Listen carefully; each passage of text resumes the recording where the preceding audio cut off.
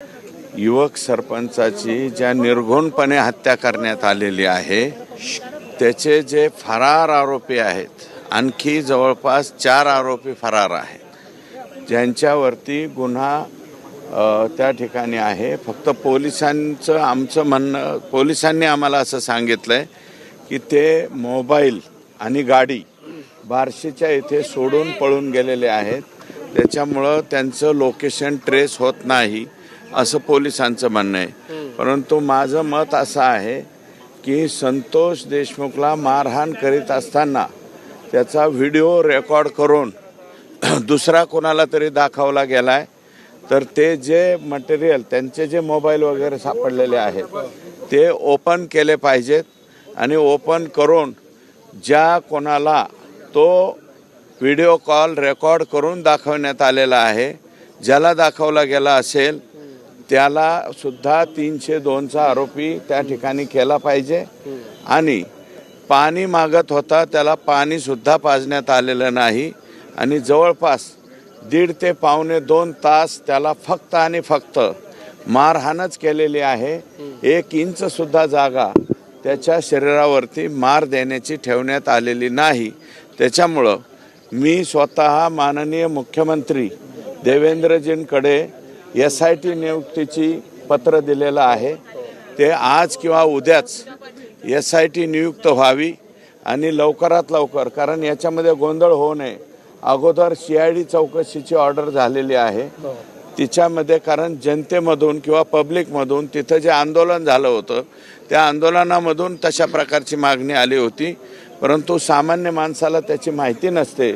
ही CIDचा तपास म्हणल्याच्या नंतर त्यांच्याकडं, मी काही CIDला नावं ठेवत नाही, परंतु पाहिजे तेवढं मनुष्यबळ नसल्यामुळं या इतक्या भयानक घटनेचा तपास त्यांच्याकडं न ठेवता लोकल पोलिसांकडंच त्या ठिकाणी ठेवावा आणि तशा प्रकारचं पत्र दिलं। आज किंवा उद्या मी रात्री माननीय मुख्यमंत्री महोदयांची यासाठी भेट घेतलेली आहे, त्यांनी आदेशित केलेलं आहे आणि आज किंवा उद्यापर्यंत ही SIT गठीत होईल आणि गठीत झालेली SIT लगेच्या लगे ॲक्शन घेईल। आत्ता सध्या ॲडिशनल SP तिडके मॅडम आणि मीना DYSP हे तपास करीत आहेत।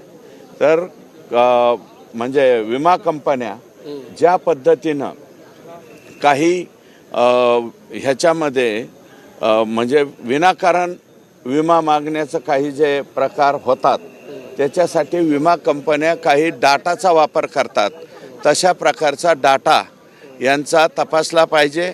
गेल्या 1 वर्षभरामध्ये हे जे आरोपी आहेत यांचे कोणाकोणाबरोबर कॉल झालेले आहेत, कोणाकोणाला किती वेळा कुठं भेटलेले आहेत आणि त्यांच्या अकाउंटवरून काही ट्रान्झॅक्शन झालेले आहेत का, आणि जे म्हणजे पैशाच्या वादातून वगैरे हा खून झालेला नाही। मुळात संतोष देशमुख हा युवक सरपंच 3ऱ्यांदा सरपंच झालेला आहे, त्याला स्वतःचं राहायला घरसुद्धा नाही, अतिशय गरीब आहे। फक्त दलित समाजाच्या एका वॉचमनला मारहाण केली म्हणून, का मारहाण करायला फक्त विचारायला गेला म्हणून इतक्या बेरहमीने त्याला मारण्यात आलेलं आहे।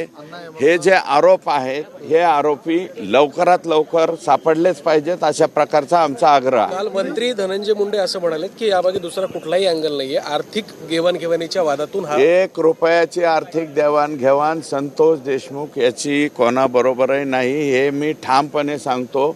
मी त्या सरपंचाला, त्या कुटुंबाला बऱ्यापैकी ओळखतो, आम्ही पण जिल्ह्यातच राहणारे आहेत, ठीक आहे, त्यांच्यापासून ते जवळ असेल, परंतु आमच्यापासून थोडं लांब जरी असलं तरी सुद्धा आम्ही जिल्ह्यामध्ये फिरत असतो। त्याच्यामुळं 1 रुपयाचं ट्रान्झॅक्शन किंवा देवाणघेवाण सापडली तर मी तुम्ही म्हणाल त्या शिक्षा भोगायला या ठिकाणी तयार आहे। ज्या नावांची चर्चा यामध्ये होते, अंबादास दानवे, वाल्मिक कराड यांना अटक करा असं मागणी करतायत। बरोबर। हे बघा, अंबादास दानवे साहेब हे विरोधी पक्षनेते आहेत, त्यांनी काय मागणी करावी काय नाही हे मी सांगू शकत नाही। मी फक्त एवढं म्हणलंय की हे जे गुन्हेगार आहेत, ज्यांनी मुडदा पाडलेला आहे संतोष देशमुखचा, तर यांचा आका कोण आहे तो आका शोधून काढला पाहिजे असं माझं मत आहे. आणि तो आका सापडण्यासाठी या आकांची आणि या गुन्हेगारांचे किती कॉल एकामेकाबरोबर झालेले आहेत हे तपासावे. हे आका तपासावा आणि आकांचा आकासुद्धा कोणी आहे का हा सुद्धा तपासावा असं माझं प्रामाणिक मत शेवटचा आहे. प्रश्न, 4 इतके दिवस झाले यामध्ये घटना होऊन तरी सुद्धा अजून 4 आरोपी फरार आहेत. कुठेतरी राजकीय दबाव आहे? मला वाटत नाही. राज्याच्या मुख्यमंत्र्यांनी एकदा सांगितल्याच्या नंतर याच्यामध्ये पोलिसांच्या वरती कोणी दबाव टाकील किंवा पोलीस कोणाच्या दबावाला घाबरतील अशी परिस्थिती नाही आहे.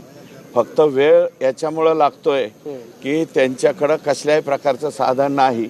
आता पोलीस त्यांच्या पद्धतीने काम करीत आहेत.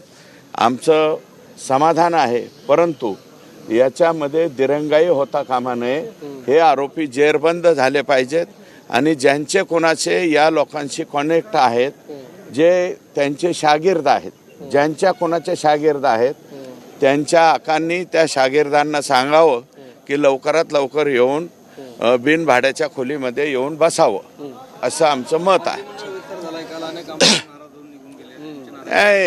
नाराज वगैरे होत नसते. तो पार्टीने निर्णय घेतला. इच्छुक कुठपर्यंत असतो, संधी मिळेपर्यंत प्रत्येकाने इच्छुक राहिलं पाहिजे. आणि मग ज्यांना संधी मिळाली ते खुश आणि ज्यांना नाही मिळाली नाराज होण्याचं काय कारण नाही. भविष्यामध्ये मिळेल संधी, नाही तर नाही मिळेल. सगळ्यांनाच मंत्रिपद द्यायचे म्हणल्यावर 288 मंत्रिपद इथं तयार करावं लागतील ना. एवढे मंत्रिपद तर होऊ शकत नाहीत, 42च होतात. अंबादास दानवे पण आलेले आहेत. हा, येऊ द्या. माझं झाल्यावर दानवे साहेबांना विचारा. आमच्या दोघांची एकमेकात खिचडी करू नका अशी माझी विनंती आहे. हा, नाही, माझं होऊ द्या. माझं झालं असं म्हणा, माझा मी निघून जातो. हा, तर नाराजी वगैरे कोणी काही ठेवू नये. पक्ष योग्य वेळी योग्य देत असेल. कदाचित लायक सगळेच माणसं असतात, संधी सगळ्यांना मिळत नाही. त्याच्यामुळं नाराज न होता जोरामध्ये. आणि मंत्र्यांची संत्र्याची काय गरज आहे? आमचा 6वा मजला जर पक्का असेल तर मंत्र्याची काय गरज आहे?